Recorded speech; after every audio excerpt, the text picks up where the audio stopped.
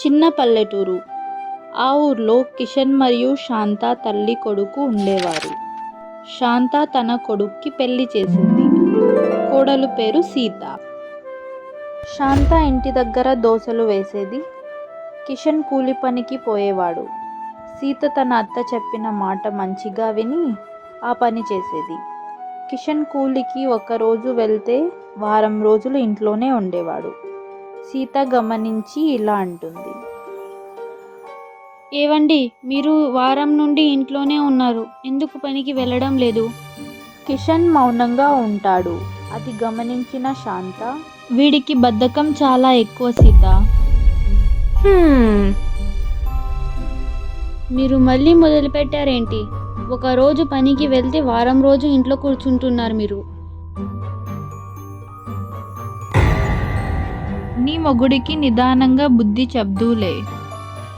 సీత ఒకరోజు అత్త తన భర్తకు మమ్మోస్ వండి పెడతాది.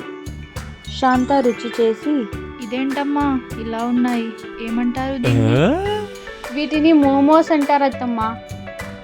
చాలా అద్భుతమైన టేస్ట్. అత్తమ్మ, మీ కొడుక్కి మాటలు వచ్చాయి. శాంత అనారోగ్యంతో బాధపడుతూ ఉంటుంది.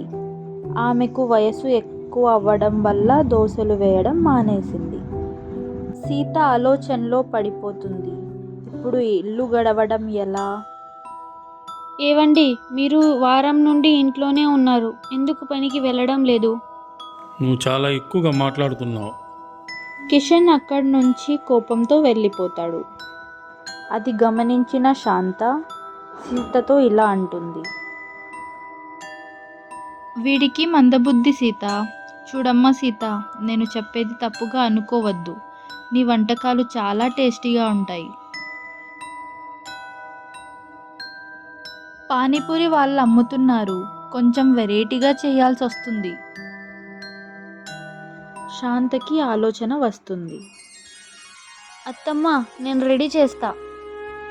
సీత మమ్మోస్లో పానీపూరి తయారు చేసి తన అత్తమ్మను భర్త కిషన్కి తినిపిస్తుంది.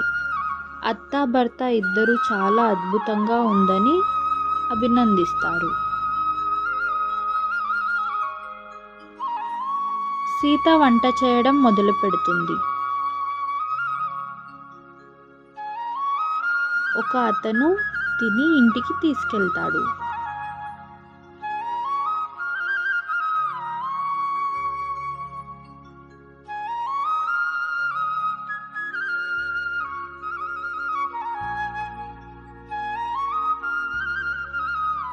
చాలాసేపటి తర్వాత మమ్మోస్లో పానీపూరి తిన్న అతను మళ్ళీ వస్తాడు.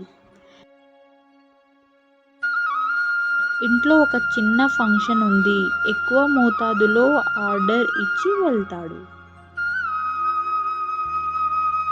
ఇబ్బందులు వచ్చాయని నన్ను నా కొడుకును వదిలి వెళ్ళకుండా, ఇది నా సమస్య, ఇది నా ఇల్లు అని అర్థం చేసుకొని నా తోడుగా నిలబడ్డావు. నీకు కృతజ్ఞతలు సీత. శాంత చాలా సంతోషం సీతను అభినందిస్తుంది.